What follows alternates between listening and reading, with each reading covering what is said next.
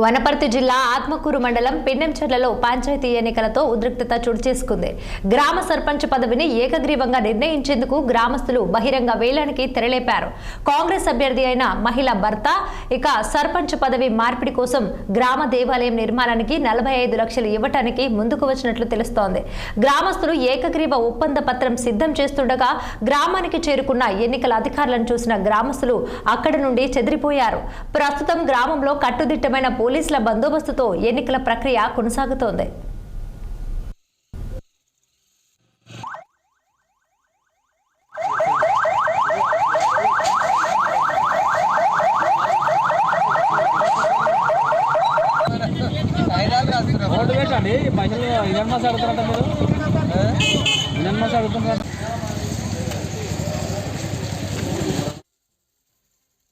ఇంతవరకు గుళ్ళకి వేయలేదు, ఎక్కడ వేయలేదు.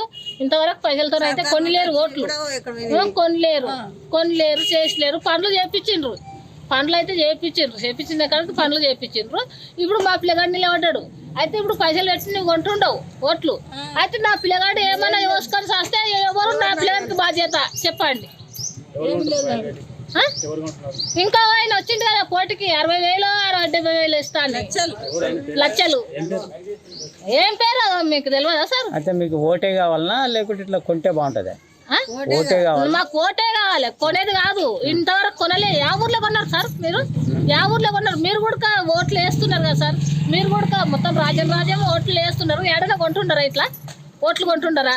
ఇంతవరకు గుళ్ళకి వేయలేదు, ఎక్కడ వేయలేదు. ఇంతవరకు పైసలతో అయితే కొనిలేరు, ఓట్లు కొనిలేరు, చేసలేరు. పనులు